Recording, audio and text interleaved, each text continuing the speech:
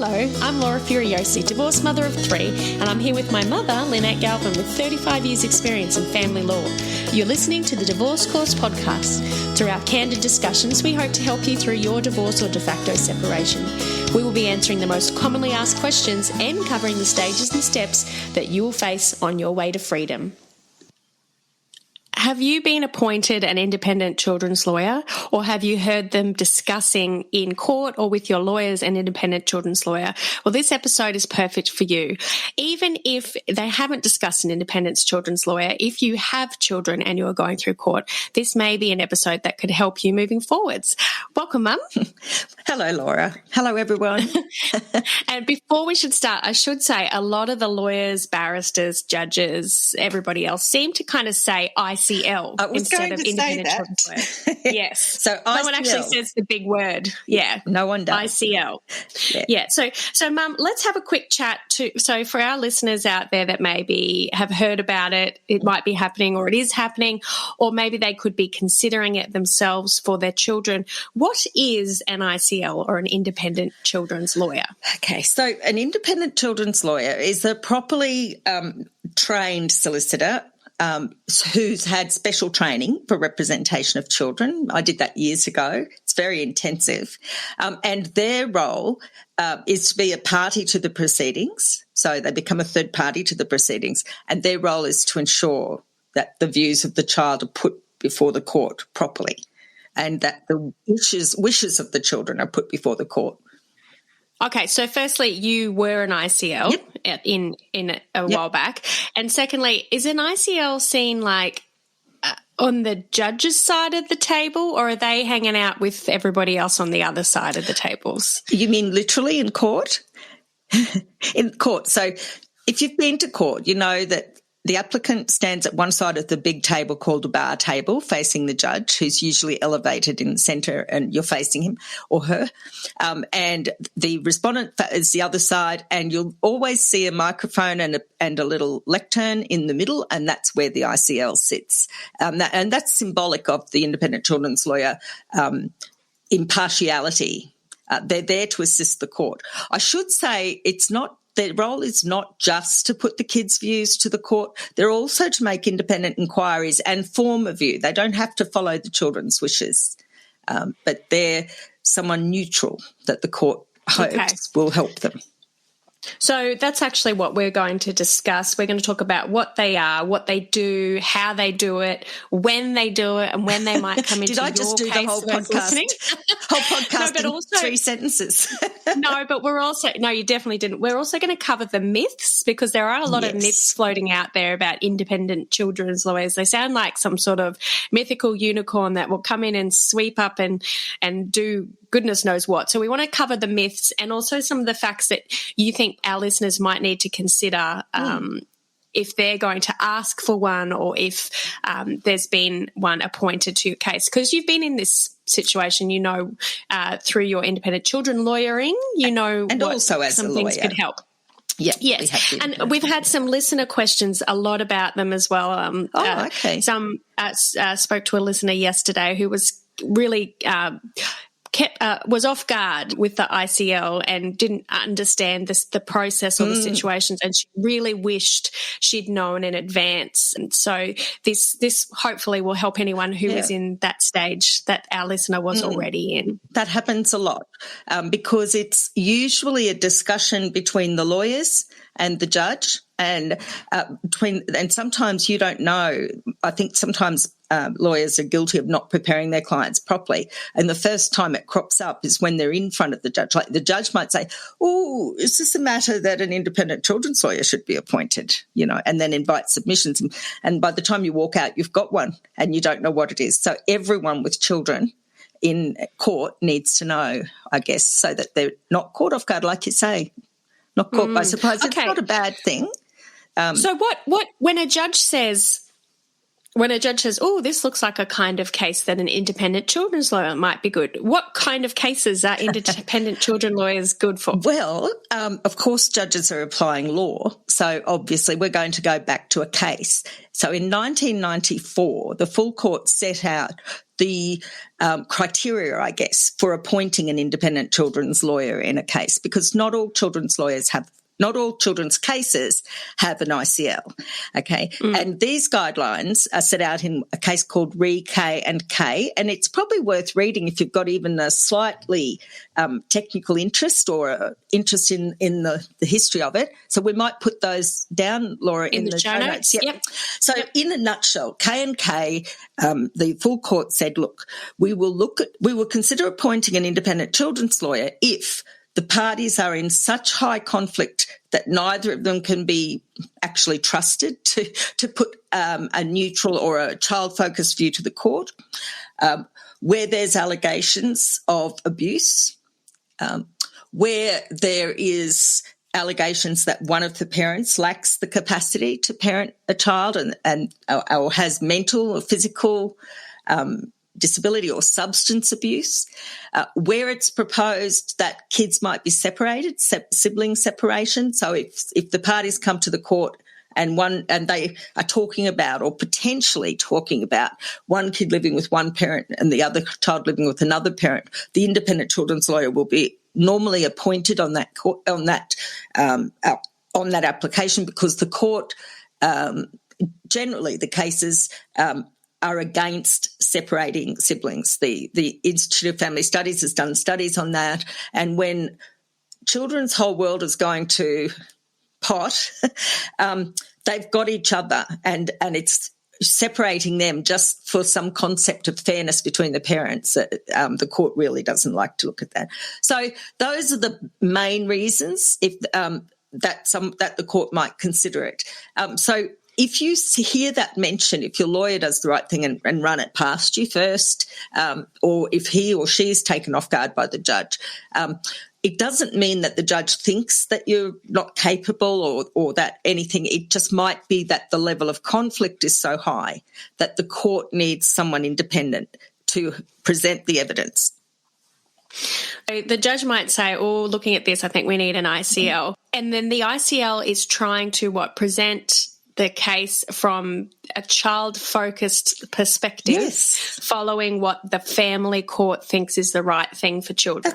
That's right. And the way the independent children's lawyer forms the view, because they don't know your kids and they don't know you guys, so they have to rely on independent evidence. So generally they issue subpoenas to the schools, police, child safety, and then will usually commission a family report, which is a whole other ball game, isn't it? Yes, and we've done an episode on family reports, so if you need to listen to that, go and have a little listen. Yep. We'll put that in the show notes as well if you've got a family report coming up. Okay, so they're using independent, so so the independent children's lawyer doesn't ring you up and say, hey, what's going on? Nope. So they don't speak to you. No, and the lawyers don't speak to them either. They're very, really?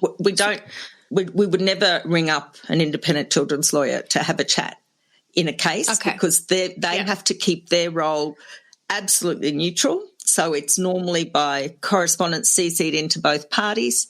And if you're at court and there's an independent children's lawyer, you will notice that the independent children's lawyer should anyway keep their communications very neutral and perhaps talk to both lawyers at once, never sort of standing around having a coffee with one side's lawyer. That wouldn't look very good. It's got to be independent.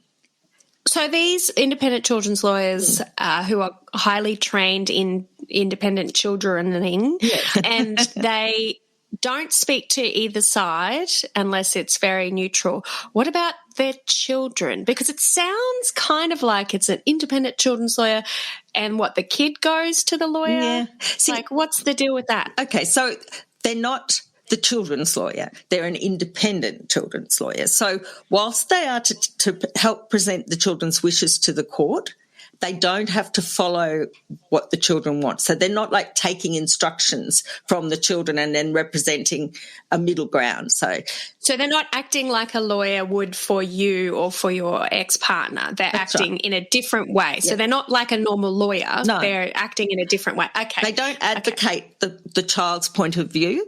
They can let the court know what it is, but lots of times they say, look, Your Honour, this little girl or this little boy really wants to go with the father to Tasmania. However, the family report has said that the child has been, perhaps coached, or it wouldn't be good for him in the developmental progress of a child to separate him from his brothers and sisters. So, if a little kid's little, whilst their views are given to the court doesn't put they put varying weight on it, but if it was a 7-year-old, not much weight. If it's a 15, 14-year-old, a lot of weight, because kids that age can just vote with their feet and the court doesn't make orders that would doomed to fail. Okay. All right. So they don't take instructions from the children. Do they speak to the children? Sometimes, yes, depending on the maturity of the children. So when I was an ICL, it wasn't that common, but every now and then my family report writers would say, I think you need to meet with the children. And I'd say, well, good, you come too. Although I'm a mother of 6 and I've got teaching skills, even so, at the end of the day, I'm just a lawyer, so I needed a social worker there to sort of help me. And the kids would express their views, and I'd have a little discussion with them, but not much. I don't want to put more pressure on them, so mostly just listening. How much weight then, if you've got an independent children's lawyer, because you always talk about, say, family reports have a lot of weight in the court because the judge is taking that as an independent view. How much weight does the independent children's lawyer view have in your case if you're in court? The children's lawyer's view should align exactly with the family report, in my view. That's their expert. They've appointed this expert. They've got a report, and that person has had the training as a social worker or a psychologist to produce a balanced report. So really the independent children's lawyer is then promoting the view mostly of the family report. So if you said to me, what's the most powerful assistance to the court, I would say a family report. So often the judges will go, well, what do the children say? What do they say? Just interested to see where they're coming from. Okay, so you might go into court with lawyers and you might be talking to the judge. You might just after be in mediation or before mediation. If the judge doesn't say, I think you need an independent children's lawyer, is there any other way an independent children's lawyer can be appointed? Oh, yes. Sometimes the judge, like I said, he or she goes, I think this might be a matter for independent children's lawyer. But also one of the parents or the parties' lawyers might think that as well.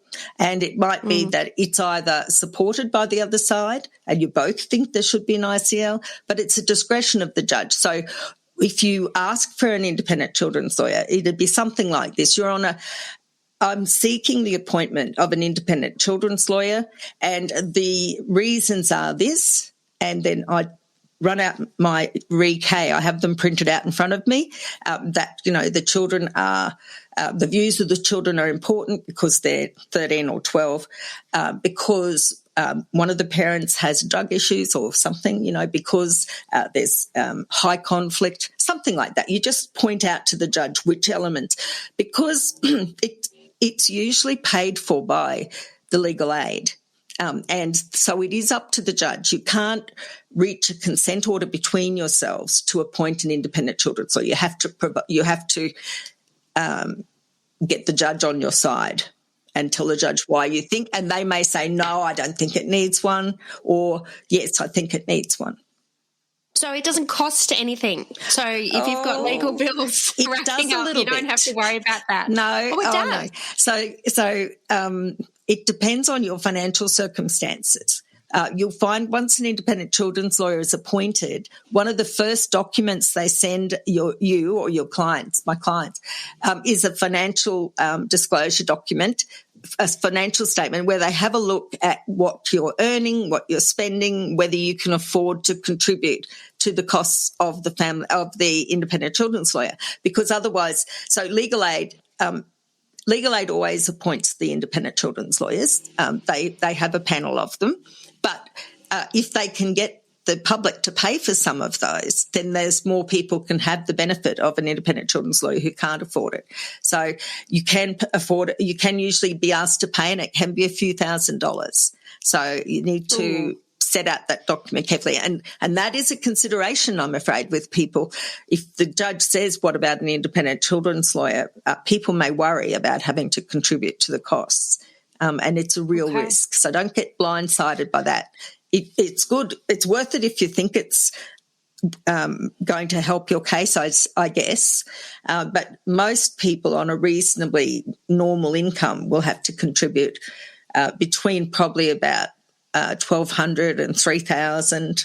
Well, that's in Queensland anyway. Can you talk me through back when you're an independent children's lawyer and mixed in with the few changes that have happened recently? Imagine that you've been given a case, one of our listeners maybe, not that you do it anymore, so it doesn't matter. So one of our listeners has been appointed an ICL for their case.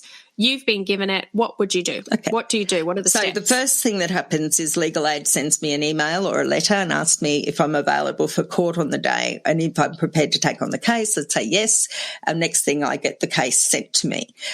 Then the first thing, obviously, an independent children's lawyer does is read it all. So they'll read what they'll have is all the court documents, all the court documents, the application, the responses, the affidavits, and any orders that have already been made. And at the end of that, you'll have a pretty good idea why the independent children's lawyer was appointed. So there's either substance abuse or separation of siblings, mental health issues, or very high conflict. Then you start to gather evidence. So you might see that you send a questionnaire out to the clients, to the parties, and say, look, who's the child's doctor, who's your doctor, and just what school are the kids going to, and all of that. And then you issue subpoenas to the schools, maybe to the police if there's allegations. Okay. And so for those people that haven't listened to our subpoena episode, which I think we've done, subpoenas are asking. So, for example, if you send a subpoena to, I don't know, the police, the pharmacy, or the police, it's all the files or any notes that they have on that named person. Well, yes, you say what you need about that name. So I might say everything you've got about, and I'd put both parties, the parents, both names and all of the kids. And sometimes if they're living with someone else or remarried, I'd put the other person's name as well. And that way I get a full criminal history. I get reports from the schools. So subpoenas are like a document. You prepare it, but the court issues it. So the registrar will issue it. You send it into the court, and if they think it's reasonable, they'll issue it. And it is quite a powerful document. It says you must provide this material by this date, or there's a $5,000 fine. So it's quite a weighty document. So you don't issue them lightly. And when you get and then you read it all? Oh, absolutely, everything. Well, you have to get permission, but then I have to read all the subpoena material and everything that's been done before, all the earlier subpoena material. And then you choose a family report writer, set up the appointments for those people to go. And we've done an episode on a family report, I think. Yes. And then you wait for that report to come in, and hopefully it all comes in before you're in court for the first time before the judge. So you're able to say to the judge, I've done this, this, this, and this, and they're all here. Here's the family report, and this is what I think is the right step to take for the child today.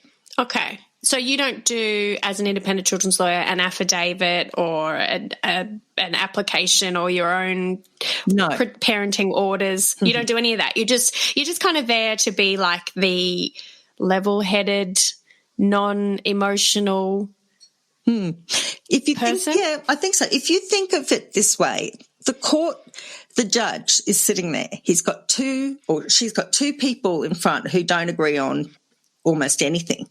How is the judge going to know on an interim basis where no one's being cross-examined? He's got one set of facts here according to him and another set according to her.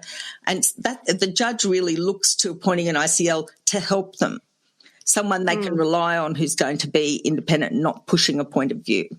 So their role is really to just assist the court. And when parties reach consent orders or agree to something, the ICL needs to agree to it too. Otherwise, we have to go into the court and say to the judge what the parties agree. The ICL says she doesn't agree because I don't know, separating siblings or it's moving schools or something, and then the judge will decide whether he'll make those or she'll make those orders anyway over the objection of the children's lawyer. So you can't, like you've talked about before, when people get to the door of a trial and they all of a sudden agree on everything. If you've got an ICL, the ICL also has to agree. Yes. Yes. What about in mediation? What if there's an ICL and you're in mediation? Sorry to interrupt this episode, but we have a really important announcement that very well might just help you out. Are you feeling confused, lost, scared, and overwhelmed by the family law legal jargon and processes? Join the club. Now it's your chance to empower, educate, and equip yourself with the legal know-how and tools you need to get divorced and finally settle. Introducing the DIY Divorce Blueprint, created lovingly by Mum and me. We've downloaded Mum's brains into 42 video lessons, along with over 100 templates and worksheets that you can use to create and settle your property and children's matters. Follow our guide and steps and templates to get yourself finally settled in divorce. Use it as a guide with your lawyer or without, but hopefully using this DIY Divorce Blueprint, you can stay out of court and you can get it settled and sorted at a fraction of the price. Click the link in the show notes to find out more, or go to thedivorcecourse.com.au/enroll. Yes. What about in mediation? What if there's an ICL and you're in mediation? Yeah, so the same thing. I think there is a tendency for some independent children lawyers to be a little bit too intrusive in the mediation process. But my view is the parties should negotiate between themselves. They're the ones who have to live it, who know their children well. And then the independent children's lawyer needs to compare it to the family report that they've got or whatever information they've got and say, okay, how does this address this issue of substance abuse? How does this address this issue of violence? And make sure the orders are supported, I guess, by her or his independent, family report about the family. Yeah. And then they help the court. All right. The court, when you make consent orders, you actually don't make the orders. You still have to go into the judge and he or she will read them. And then if they're good for the children, in the best interest of the children, the court will make the orders. So when you go in with orders, if the ICL doesn't agree, it's probably because he or she doesn't think it's in the best interests of the kids. Okay. And that's really all an ICL is, making sure that the best interest of the children are being centre and forefront. So I guess for benefits and downsides, the benefits are, what are the benefits? Especially if you are not paying anything, the independent children's lawyer issues the subpoenas that are necessary usually. If the independent children's lawyer happens to come down on your side, that is, family reports favourable to you, the independent children's lawyer, well, that's a very significant factor in your case for the court to look at and go, well, I'm guided by the independent children's lawyer in most cases. So what are the downsides to having an ICL in the case? If they side with the other person, if they look like their recommendations don't favour the ones that you want, it's more expensive for you, for your lawyer. Even if legal aid appoints the independent children's lawyer, there's an extra person to deal with to serve documents on who's filing material, and it makes the case dearer. And can make it run a little bit longer, I think. So sometimes. Now, so they're good to keep in mind. Before we get into the myths, the listener that I was speaking to the other day said she did not know what she was in for. Is there things that people can do for their children or themselves to prepare themselves if an ICL comes onto their case? Yeah. So there's booklets. There's booklets for the kids, age-appropriate booklets. I think you go into the FCOA website and look for resources and look at publications because, hey, we're lawyers. We just can't say, oh, here's the booklet, click here. We go into resources, look in publications, click on this. But, yes, you'll find... Now, since they've changed the website, they have taken the booklets down for the family report writer. So I'm not sure if the ICLs are still there, but if they are, we'll put them in the show notes. Okay. If they're not, I'll write a letter to the court and ask them to put it back. Ask them to put it back on. Yes, otherwise, just perhaps explain that it's not it's not scary for the kids. Everything they do is very child focused. So the family report that they'll order will be in it's pretty gentle environment. There might be some hard questions asked. The kids, especially older kids, might think they can instruct the lawyer to say what they want. But no, that's not happening. But yes, I think just present it as a way of finding out what's best for the children and that this person's helping the judge. If the children aren't ever going to speak to the ICL, they haven't been asked to an interview, should they know that there is an independent children's lawyer? There's no reason for them to know. And that's probably the kids putting them in. Yeah. I think the kids shouldn't really know in general when it's court, but it's pretty hard to disguise it if you're getting dressed up in the morning and you're a little bit stressed.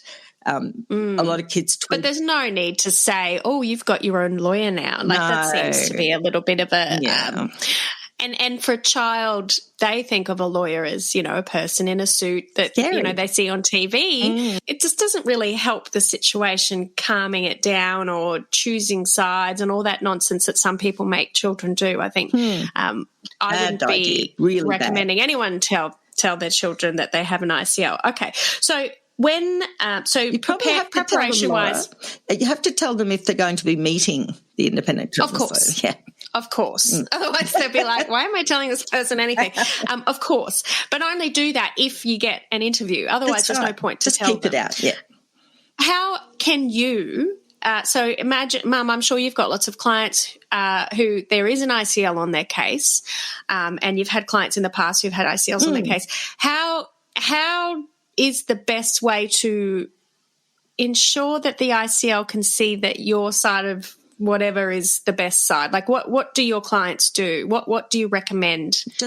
I recommend you just have a really good lawyer who can articulate your case in clear affidavits, so that and you know how you do that? You follow the sections of the Family Law Act. I often wish a lot of really good lawyers would forget that they are really experienced and really good lawyers and would just go back to the law and do headings under Section 60cc about the children, their views, their health, and just looking at what schools they go to. Just follow the headlines, the headings, who's available to supervise them, what's their relationship with each parent, who's supported the children, and just follow the case. Follow the sections of the Act that are relevant, because that's what the judge will be doing and that's what the independent children's lawyer will be doing. So, don't wander off down side tracks. So if you don't have a lawyer, if we've got a listener who's is in court, been appointed an ICL, doesn't have a lawyer, their best way to sway the ICL to see that their way is in the best interest of the children, which hopefully it is to follow the sections of the Family Law Act, Section 60cc, and using each part of that as a heading in their affidavits and always pointing that out. Yeah. So we will put the Section 60cc link in, again, the show notes. We've talked about it in our affidavit episode. If you haven't listened to that, go back and have a listen. So if you are doing your own affidavits, and like Mum, you're right. If you're writing an affidavit, which is a little story about what's going on, and you're putting in things that the judge doesn't have any rule, it can't rule over, there's no law on it, it's unhelpful. So really focus on those areas and hopefully convince the ICL that your way is the best way. You know what else, Laura? If you put too much other stuff in, and bear in mind interim affidavits have to be only 10 pages, but if you're doing putting an affidavit in with a whole lot of other stuff about what he did to your mother's vase and where's the Tupperware gone and all of that, it distracts from your case, which might be very strong, but no one can see it. So keep your headings clear, follow the guidelines, and then put anything extra you think must be told to the judge, put it at the end if you've got room. But make sure you get those. I guess you could think of it. I think you could think of it as an affidavit or creating or presenting your case if you're doing it yourself, or even if you are doing it with a lawyer, because some lawyers lose it. Think of it like a painting. So you can do a really serious, those simple ones that are just like squares and dots, and it's just very simple. Yep. And that's your case. You can see it plainly. You're standing there in an art gallery going, I could have done that. Yes. Or you can take that route and do a magic painting. You know, the ones you have to look at for ages to see the picture to come out? No. That is the kind of affidavit you want to avoid. You don't want the judge trying to stare at your magic painting, trying to see what message you're trying to say. You want it to be very clear, geometric shapes, black and white, this is it, under the section 60cc. I often imagine the judge has a checklist on his desk in front of him, and that has all of the factors about 60cc, and he's just noting. So sometimes I think judges, have you ever seen that Simpsons episode where they were trying to train the dog and they're having a big long talk to Santa's little helper, the dog, and all he heard was blah, blah, blah, blah, Santa's little helper, blah, blah, blah. Well, a judge, anything that doesn't fit in those guidelines, you're at risk of the judge just hearing blah, blah, blah, because it doesn't help him or her. And I guess that's the ICL probably also sees blah, blah, blah. And I guess in the cases where you are high conflict or manipulative and controlling and there's lots of fighting going on, like a parent even, I sometimes phase out of the blah, blah, blahs. I used to send you and your brother both to your rooms because I couldn't be bothered trying to work out who was at fault. Exactly. And if I did try to say really clear, you used to convince me it was him. Okay, so what are some of the myths that you've heard over the years about ICLs that you're like, no, that's not what they do?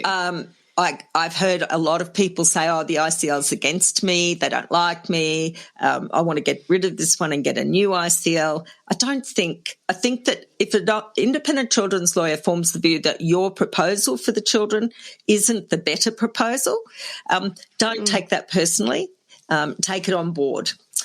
The other myth is... so just before you start, so an ICL can't just go, I don't like that person, so therefore, Your Honour, I think you should do this. Because even if they present the case to the judge, they still have to give the reasons why, don't they? And, okay. And they have to back it up with their experts and subpoenas and what other professionals have said. They're just the mouthpiece of those professionals, And what's another myth? Is that the children can tell them what to do. That the children can ring them up and go, I instruct you to say that I have to live with my mother, or something. That doesn't happen. Or I don't have to do the dishes. Or I don't have to walk. You don't dob your mother in. Or your father in. Okay. Okay, so it's not that is a big myth, and I have heard lots of people talking about that where they say, little Johnny's going to ring the ICL and tell them everything. And you go, oh, okay. That's I didn't know they could do that. As you threatening to ring Santa Claus when they're bad and they're little. Okay. All right. So ICLs don't usually meet with the children. If they do, probably only once? Probably, yes. Yeah. And it's just a courtesy, really. They did a survey years ago of people who'd been represented by independent children's lawyers, and they talked to them when they were about in their 20s and early 30s. And what came out of that survey was that almost all of the people that they surveyed said they didn't feel heard. They felt that everything was happening to them and around them, and they didn't even have an opportunity to speak to their lawyer. So this, I think, is a way of making the children feel, okay, this is this person who's representing my best interests. They don't necessarily represent my idea of what's going to happen to me, but at least these children, when they go into adulthood, don't feel that they weren't heard. They feel that they at least had an opportunity to have their say. So if some children have been coached and they go into a family report and they're, they've obviously said things, or they speak to the ICL and they're saying, something. How does an ICL pick up on that? They've got no idea. With honestly, Right. I wouldn't have known who was telling, if they were coached or not. I'm not trained in that. But so that isn't their job. The independent children's lawyer has a family report writer. That person is a psychologist and or can be a social worker, but they are skilled in eliciting from getting from the kids a feel for where these comments are coming from and whether they're genuinely held or not, or whether they've been influenced by a parent. Okay. All right. And any other myths you can think of, Mum? I think I would like to dispel the myth that whatever the independent children's lawyer says is absolutely going to be what the court says. Sometimes they get it wrong. Sometimes after listening to the evidence in a trial, the independent children's lawyer might change their view and switch from one sort of person's side, basically, like, you know, preferring yours to preferring the other person's or otherwise. So, and I have seen judges not follow independent children's lawyer's recommendation, particularly if it's not available to the independent children's lawyer to say these things based on the evidence that they've gone and got for the court. They might, you know, interpret the report a different way, or the family report writer in the witness box might change a little bit about what they're thinking. So I think so many cases, I think lawyers, I hear from clients that lawyers say to them, well, the independent children's lawyer says this, so you might as well just sign it. You know, if you really think the ICL's got it wrong, particularly I think if you've got someone manipulative on the other side, a parent who's pretty clever at this stuff, then while you're respectful to the independent children's lawyer and you can have your lawyer negotiate with them on the way through, I would be reluctant to sign any final orders if you hold a very strong view that the ICL's got it wrong. But have a really good think about it. You might go through the whole trial and the independent children's lawyer's view is followed anyway. But, you know, on those rare occasions, probably 1 out of 10, the children's lawyer changes their view after the evidence. Okay. Yeah. Oh, well, that's heartening if anyone's got an ICL who's not taking their view at the moment. So that's great. Mum, in regards to, we just touched on controlling and manipulative. So with if you've got an ICL and you're in a controlling and manipulative situation, what's something that you can keep in mind or try and do to keep the ICL on your side? When you go to your family report, I think tell the report writer about the coercive control that you think has been going on in your life, or that the other person's manipulative. Just be candid about that. Don't hold back, but then don't go crazy on it either. But just say, you know, that in your experience with him or her, she's very manipulative. For instance, when we built the house, she did this, or, you know, she's told the school the wrong thing here, and I'm exhausted. Just flag it with the social worker, and they will then, or the psychologist, when the time comes to talk to the other person, they know how to elicit the truth from those people, and they can keep it in their mind, even put it to the other side that they did this. So you did this on this day. Why did you do that? You know, and they can find out a lot about a person on a casual interview. So if a manipulative and controlling ex-partner, the best bet for you is to talk to the family report writer and give them as much information as you can, but without seeming crazy, that just giving them a plain view of, okay, this person's a bit manipulative, etc. Yeah, give examples. Okay. And if there's a real risk of a serious mental issue, health issue, or perhaps a personality disorder, the family report writer will generally recommend that a psychiatric assessment be done, perhaps on both of you. Okay. Okay. Well, that's another fun thing for everyone to do. Okay. So what about high conflict? You fight all the time, maybe not so much manipulative or controlling, just cannot agree that the sky is blue. How does that affect working with an ICL, and how can you best put your foot forward with an ICL with a high conflict Try case? to accommodate the other person a bit. If the other person's so high conflict, you'll never be able to agree with them, agree on things. You might have to look at sort of, like I say, when you're in a tug of war with a rope, you can either pull them over to your side or you can drop the rope and walk away. And so probably if you've got a person high conflict, they were probably a bit like that when you had a fight when you were together. And if you had to just finish it, just say, okay, I give up, I'm okay, and don't talk about it anymore. Maybe you have to do that in the court context as well. And just say, but obviously not on the important issues. No, like not if on it's the over, important issues. whether or not you, reality check on the little yourself things. and make sure it's worth going in hard on fight. each issue. Yep. You know, if it's like yellow undies or blue undies, he can have yellow And if undies. you do that, does the ICL see that and go, oh, okay, so obviously this person is the one that's causing the trouble, that's because right. this person keeps giving in. Yeah. Okay. So the court, right. they call it making appropriate concessions, and like just, not fighting every damn little issue, just leave it for the big stuff. Okay. All right. So then we've got avoidant. So these are the people that they don't answer their emails, they don't answer their affidavits, they don't put anything in. They're really, really, really hard to get anything out of. So with it's an ICL, I guess that helps you. It does. Does it? Yeah. The ICL can identify then this person's not fully invested in the process. They're not cooperative. They might have a problem with authority.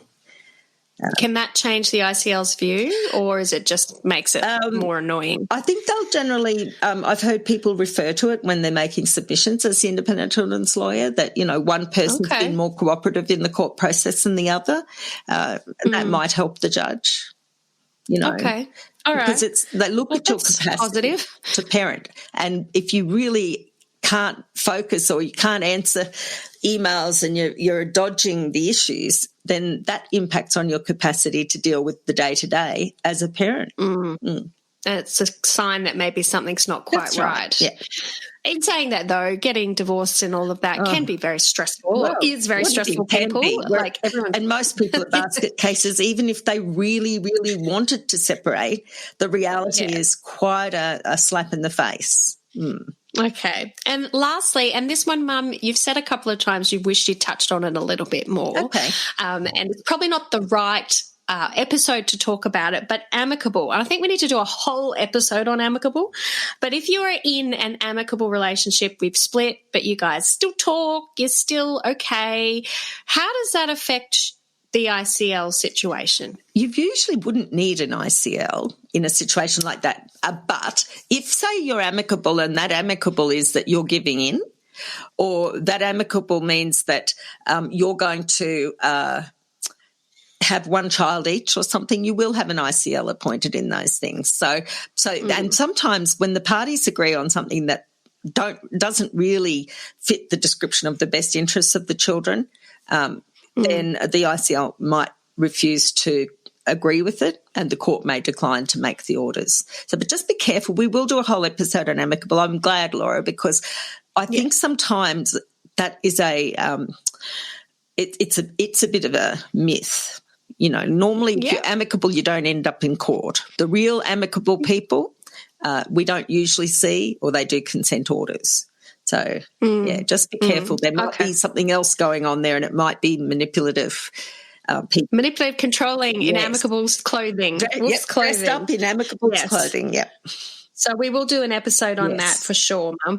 Okay, well, thank you, Mum. Have you got anything to say just before we go to anybody who is freaking out? There's now an ICL appointed. They're worried about their kids. They've got things coming up and they're stressed. What words of advice can you give to anyone listening today? I think every ICL I know really, really is child-focused, and they don't care particularly about the parents. And they've seen it all before and they've heard it all before, and their aim is to just get the child through this process and assist the court to make the right orders. So I think ICLs are a great benefit to your case and to the court.